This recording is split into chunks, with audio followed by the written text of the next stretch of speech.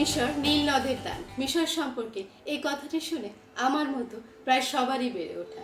মিশরীয় সভ্যতার নানা নিদর্শন, প্যাপিরাস, মমি, হাইরোগ্লিফিক্স ছাড়াও মিশরীয় ট্র্যাডিশনাল টেনোরা ডান্স আমি ভীষণ উপভোগ করেছি।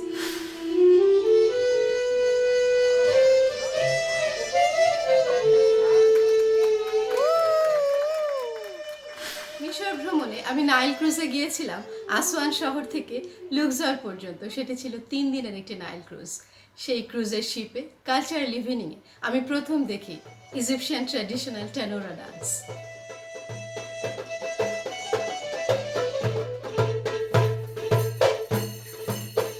শিপে সব ট্যুরিস্টরা মিলে একটি রুমে অপেক্ষা করছি কালচারাল ইভিনিং উপভোগ করবার জন্য। হঠাৎ 20-22 বছরের একটি ছেলে এলো, খুবই কালারফুল একটি ড্রেস পরে। ড্রেসটি দেখে ট্র্যাডিশনালি মনে হচ্ছিল, কিন্তু তার ডান্স শুরুর আগ পর্যন্ত আমার ধারণাই ছিল না সে কি করতে যাচ্ছে।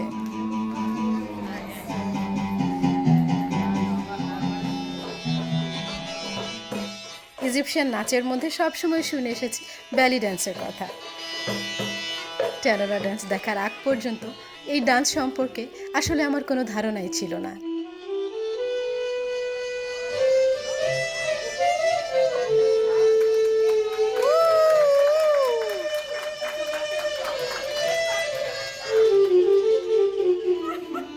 পার্সিয়ান সুফি কবি জালালউদ্দিন রুমির নির্দেশে এই আর্ট ফর্ম চালু হয় 1300 শতকে। রুমি টেনোরা ডান্স সম্পর্কে বলেছেন, any love is a bridge to divine love and Tanoura dance is a true bridge to God.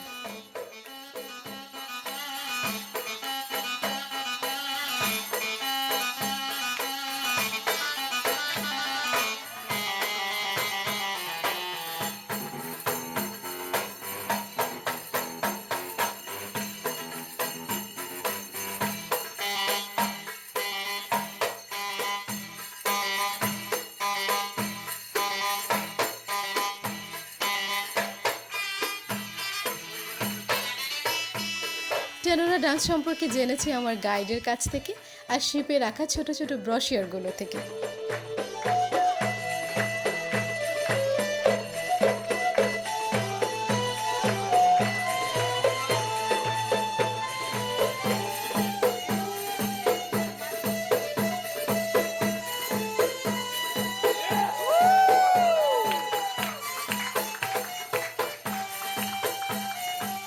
টেনোরা একটি আরবি শব্দ, এর অর্থ কালারফুল স্কার্ট।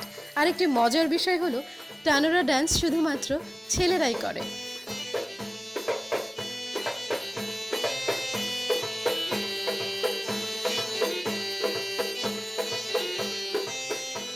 এই নাচের প্রধান উপকরণের পোশাক, মানে পোশাকের একটি বিশেষ অংশ। নৃত্যশিল্পীরা 15 মিনিট থেকে কয়েক ঘন্টা পর্যন্ত ক্লকওয়াইজ ঘুরতে পারে। সাধারণত স্কার্টটিতে 3টি লেয়ার থাকে, সবগুলো লেয়ার মিলে ওজন হয় 18 থেকে 20 কেজি।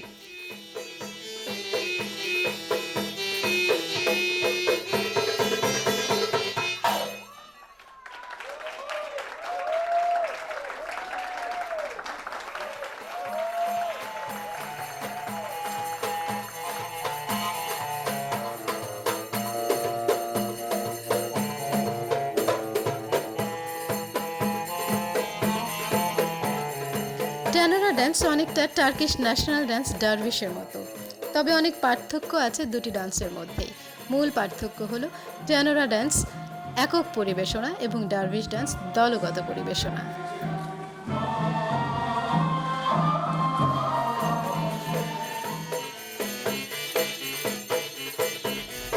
এই ডান্স ফর্মটিকে রূপক হিসেবে ধরা হয়। পৃথিবী যেমন সূর্যের চারদিকে ঘুরছে, তেমনি এর প্রতিটি ঘূর্ণি সেই কথাটি মনে করিয়ে দেয়। আরেকটি জিনিস হলো একজন মানুষের সাথে সৃষ্টিকর্তার যোগাযোগ স্থাপনের অভিপ্রায় থেকেই এই ডান্স ফর্মের সৃষ্টি। It is like a prayer and appeal two god.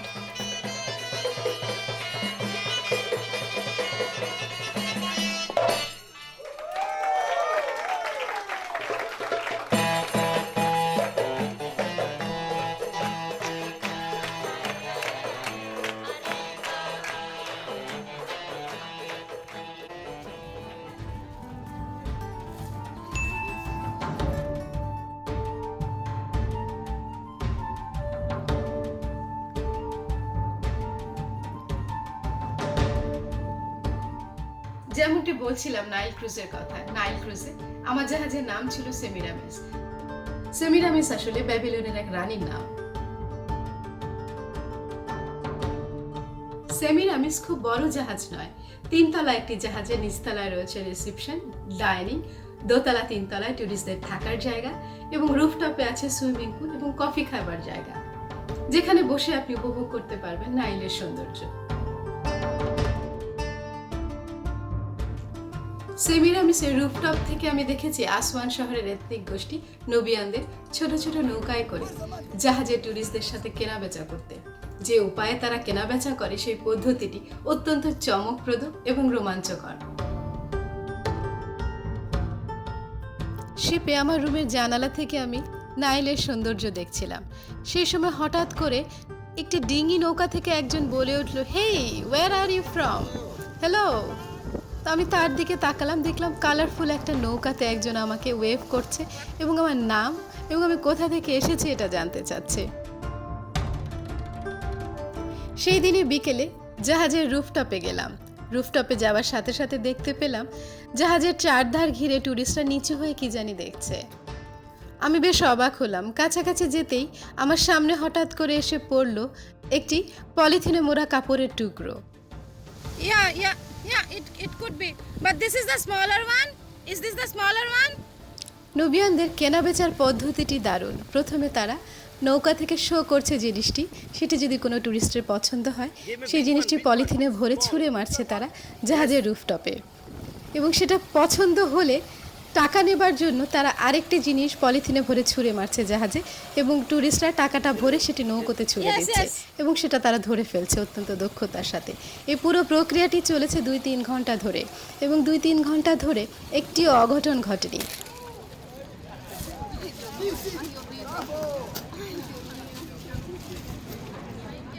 So, I am done. The rest is with her, okay? I'm done. Shukran. So for this 100 is okay. I think it's very cheap.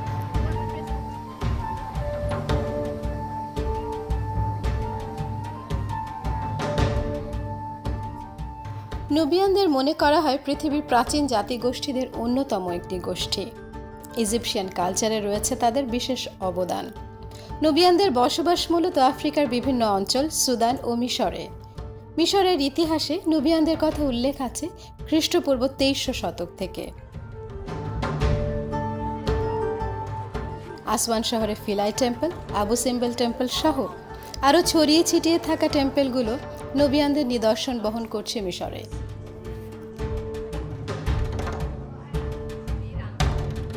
Abu symbol Aswan শহরের একটি গ্রাম। এই গ্রাম থেকে সুদানের border মাত্র 20 kilometre দূরে। এই গ্রামের নাম অনুসারে এই টেম্পলের নামকরণ হয় আবু সিম্বল। মিশরের সব থেকে শক্তিশালী ও ক্ষমতাধর ফারাও রাজা দ্বিতীয় রামেসিসের স্মৃতির উদ্দেশ্যে এটি নির্মিত।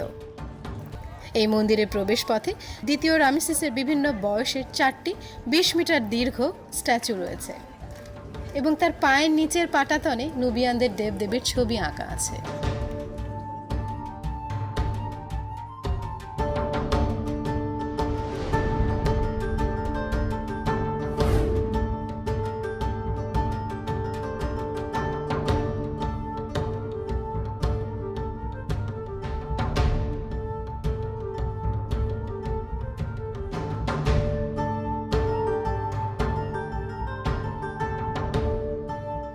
আবু সিম্বল ছাড়াও ফিলাই টেম্পল নুবিয়ানদের আরেকটি নিদর্শন। আসওয়ান শহরের ফিলাই দ্বীপে ফিলাই টেম্পলটির অবস্থান। তবে এই ফিলাই দ্বীপে টেম্পলটি ছিল না।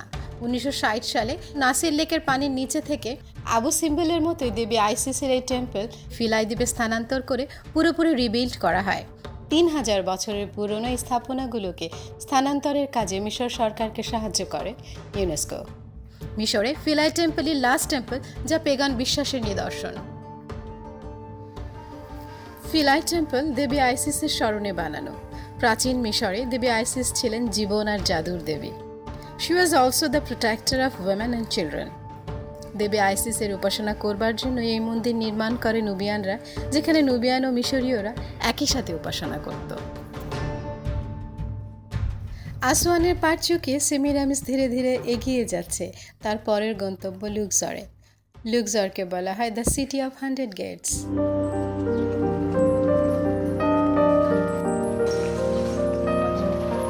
লুক্সরে রয়েছে একমাত্র মহিলা ফারাও হাতশেপসুতের মন্দির। হাতশেপসুতের স্মৃতির উদ্দেশ্যে এই মন্দির নির্মিত। মিশরের ইতিহাসে লেখা আছে এই ফারাও রানী পুরুষের বেশে রাজ্য চালাতেন। হাতশেপসুতের মন্দিরের খুব কাছে ভ্যালি অফ দ্য কিংস। মাইলের পর মাইল বিস্তৃত এই পাথরের ভ্যালিতে ফারাও রাজারা শুয়ে আছে। কায়রো শহর থেকে এত দূরে এই পাথরের ভ্যালিতে রাজাদের সমাধি রাখবার কারণ হলো পিরামিডে রাজার সমাধির সাথে স্বর্ণ, অলংকার, টাকা, মূল্যবান পাথর রাখা হতো। পরে সেগুলো চুরি হয়ে যেতে থাকে। তাই শহর থেকে দূরে এই পাথরের ভ্যালিতে ফারাও রাজাদের টুমগুলো রাখা হয়। এখানে মোট 65 জন ফারাও রাজার সমাধি আছে। আমি দেখেছি মাত্র 4টি।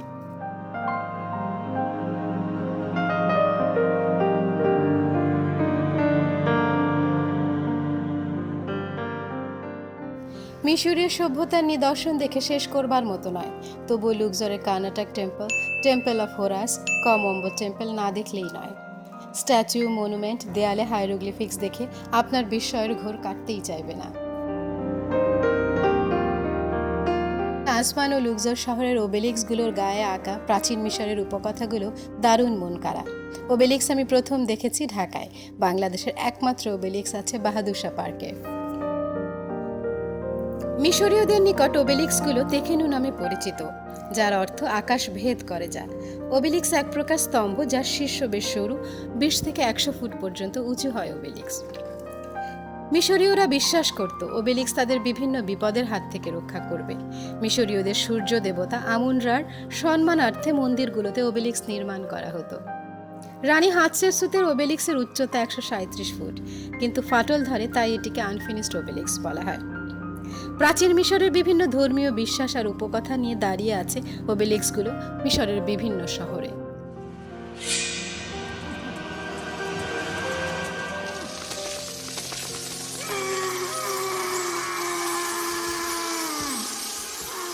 গুবরে পোকার কথা আমাদের প্রায় সবারই জানা, অন্তত যারা দ্য মামি ছবিটি দেখেছেন। সেখানে নিশ্চয়ই মনে আছে কালো কালো অসংখ্য গুবরে পোকার কথা। এই গুবরে পোকার ছবি আমি দেখেছি মিশরের মন্দিরগুলোতে। এই ছোট গুবরে পোকাকে মিশরে বলা হয় স্ক্যারাব। অলংকার, সিলমোহর ইত্যাদিতে পাওয়া যায় স্ক্যারাবের প্রতিকৃতি। ফারাওদের কবরের গায়েও খোদাই করে রাখা হতো এই ক্ষুদ্র পোকাটিকে। স্ক্যারাবের রক্ষা কবচ, পরকালের রক্ষা কবচ মনে করত মিশরীয়রা। শেষ হলো 3 দিনের নাইল ক্রুজ আসওয়ান থেকে লুক্সর পর্যন্ত। Now the destination is the sleepless capital. Yes, you are right, it is Cairo.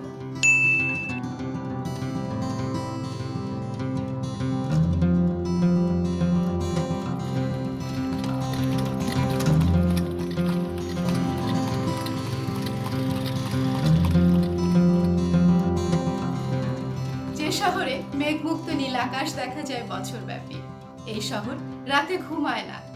এখানে বছরে সিকিভাগও বৃষ্টিপাত হয় না। 1934 সালে কায়রো শহরকে সৈয়দ মুস্তফা আলী এভাবেই বর্ণনা করেছেন। 2020 সালে গিয়ে এই বৈশিষ্ট্যগুলোর আমি সবকটিই খুঁজে পেয়েছি, তবে খুঁজে পাইনি the cafe Nile and the Cairo cafe, যে দুটি কফি শপে বসে সৈয়দ মুস্তফা আলী কায়রো সম্পর্কে লিখেছিলেন। কায়রো শহরে গিজা অঞ্চলের বিশালকায় পিরামিড, কায়রো মিউজিয়াম, প্যাপিরাস তৈরির কারখানা, আফ্রিকা মহাদেশের প্রথম মসজিদ, কোনটা ছেড়ে কোনটা দেখবেন আপনি এই শহরে। চলুন তাহলে গল্প শুরু করি কায়রো মিউজিয়ামের ফারাও রাজা দ্বিতীয় রামেসিসের মমি দিয়ে। দ্বিতীয় রামেসিসের পাসপোর্ট ইস্যু করা হয়েছিল তার মৃত্যুর পর। বিষয়টা কেমন রোমাঞ্চকর না? ফারাওদের মৃত্যুর সময় তাদের মমির সাথে প্রচুর ধন সম্পদ রেখে দেওয়া হতো। তারা মনে করত মৃত্যুর পর রাজারা মৃতদের রাজা হিসেবে আবির্ভূত হয়। এসব ধন সম্পদ ও মমি চুরি করতে অনেকেই পিরামিডে হানা দিত। তাই দ্বিতীয় রামেসিসের মমি দেয়ার এল বাহারি নামক পাহাড়ের গোপন কুঠুরিতে রাখা হয়। 1881 সালে এক রাখাল প্রথমবারের মতো এই গোপন কুঠুরির সন্ধান পায়। সেখানে আরও 50টি মমি পাওয়া যায়। উদ্ধার করার সময় দ্বিতীয় রামেসিসের মমি একদম অক্ষত ছিল। 3000 বছরে তার মাথার চুলও নষ্ট হয়নি। উদ্ধারের পর সেটি কায়রো মিউজিয়ামে প্রদর্শনের জন্য রাখা হয়, কিন্তু কক্ষের আর্দ্রতার জন্য মমি ধীরে ধীরে নষ্ট হতে থাকে। 100 বছর পর রামেসিসের মমিতে ব্যাকটেরিয়া জন্মে পচন ধরতে শুরু করে। তখন শুধু ফ্রান্সে মমি পুনরুদ্ধারের কাজ হতো। ফ্রান্সের নিয়ম অনুসারে জীবিত বা মৃত কেউ ফ্রান্সে প্রবেশ করতে চাইলে তাকে অবশ্যই বৈধ পাসপোর্ট নিয়ে প্রবেশ করতে হবে। তাই মিশরীয় সরকার বাধ্য হয়ে 3000 বছর আগে মৃত ফেরাউনের পাসপোর্ট তৈরি করে। পাসপোর্টে তার জন্ম তারিখ লেখা হয় খ্রিস্টপূর্ব 1303 সাল। পেশা হিসেবে উল্লেখ করা হয় রাজা। রামেসিসকে বহনকারী বিমান ফ্রান্সে অবতরণ করলে রাষ্ট্রীয় সফরে আসা যে কোনো রাজার মতোই পূর্ণ সামরিক অভিবাদন জানানো হয়।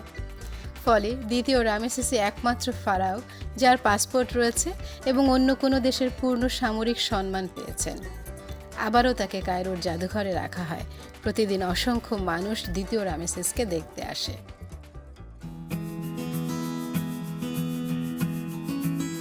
কায়রোতে যাব আর খুফুর পিরামিড দেখব না, তাই কি হয়? মানুষের তৈরি সবচেয়ে বড় স্থাপনা, পৃথিবীর 7ম আশ্চর্যের প্রাচীনতম নিদর্শন পিরামিড। খুফুর পিরামিডের আয়তন 6টি ফুটবল মাঠের সমান আর উচ্চতায় 42 তলা বিল্ডিংয়ের সমান। এটি আইফেল টাওয়ার নির্মাণের আগ পর্যন্ত এই খুফুর পিরামিডই ছিল মানুষের তৈরি সবচেয়ে উঁচু স্থাপনা। মিশরীয় সভ্যতার দেয়ালে চিত্রলিপি বা হাইরোগ্লিফিক্সের মাধ্যমে লেখা ছাড়া প্যাপিরাসে লেখার পদ্ধতি আবিষ্কৃত হয়। লেখার জন্য আধুনিক আবিষ্কার কাগজ, এটা আমাদের সকলেরই জানা। ইংরেজি পেপার শব্দটিও কিন্তু এসেছে প্যাপিরাস থেকে। গ্রিসের মহাকবি হোমার তার বিখ্যাত ইলিয়াড মহাকাব্যটি প্যাপিরাসে লিখেছিলেন বলে জানা যায়। প্রাচীন মিশরের সকল সাহিত্যকর্ম প্যাপিরাসে লেখা হতো এবং প্রাচীন আলেকজান্দ্রিয়া লাইব্রেরির সকল প্রকাশনা প্যাপিরাসে লেখা হয়েছিল। মিশর ভ্রমণে গেলে আপনি প্যাপিরাস গাছ থেকে কিভাবে কাগজ তৈরি হয় তা দেখতে পাবেন কায়রো শহরের বিভিন্ন কারখানায়। সেই কারখানায় পর্যটকদের জন্য নিয়োজিত জন আপনাকে হাতে কলমে দেখিয়ে দিবে গাছ থেকে পর্যায়ক্রমে কিভাবে লেখার ও আঁকার উপযোগী কাগজ তৈরি হয়। আমি গিয়েছিলাম কায়রোর গোল্ডেন প্যাপিরাস নামের কারখানায়। Also, the ancient Egyptians considered it a holy plant for two main reasons. The first one, the flower of the plant looks like sun rays, which is symbol of the god Amun-Ra, god of the sun. The second reason, the stem.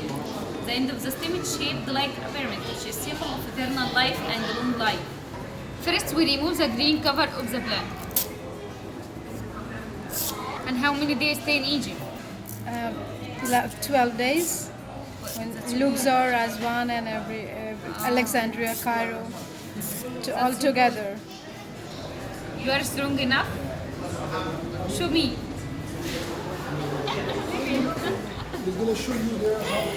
The green cover is very strong. For that reason, the ancient Egyptians used this part to make wood baskets, wood sandals, hat, mats, pots. We cut it into slices.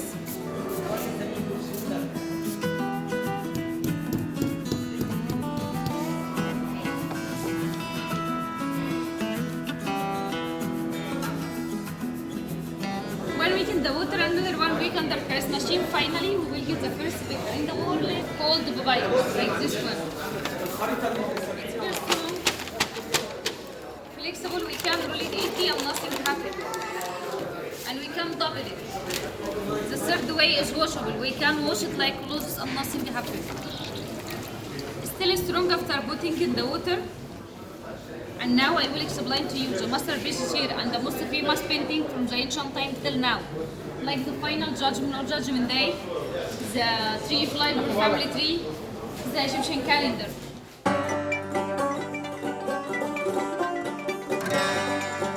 হাজার মিনারের শহর Cairo.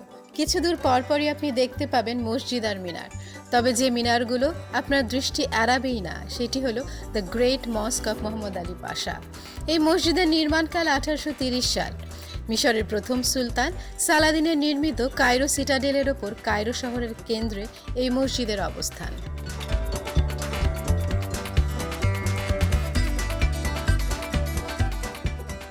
মিশর যেমন হেরিটেজের জন্য বিখ্যাত, তেমনি মিশরে রয়েছে খাবারের ঐতিহ্য। মিশরের বৈচিত্র্যপূর্ণ খাবারের কথা না বললেই না। অনেকগুলো খাবার আছে যেগুলো মিশরীয়রা খাচ্ছে সেই 4-5 হাজার বছর আগ থেকে। ট্যুরিস্টদের মধ্যে জনপ্রিয় যে খাবারগুলো সেগুলো হলো আইশ বালাদি, ফুল মেডামেস, টামেয়া, কাবাব ও কোফতা, তাহিনা, ওম আলি, রোজ বেন লাবান ও ওরিয়েন্টাল পেস্ট্রি। মিশরের প্রাচীন খাবারগুলোর মধ্যে অন্যতম আইশ বালাদি। এটি এক ধরনের গমের রুটি যা প্রায় 5,000 বছর আগ থেকে রাতে ও দুপুরে খাবার হিসেবে খায় মিশরীয়রা। পথের পাশের খাবারের দোকান থেকে শুরু করে 5 তারা হোটেলের রেস্তোরাঁতেও আইশ বালাদি পরিবেশন করা হয় যে কোনো খাবারের সাথে। বালাদি শব্দের অর্থ ট্র্যাডিশনাল আর আইশ অর্থ জীবন। দেখুন এলিজাস ট্রাভেল ডায়েরি, সাবস্ক্রাইব করুন আমার ইউটিউব চ্যানেল এলিজাস ট্রাভেল ডায়েরি।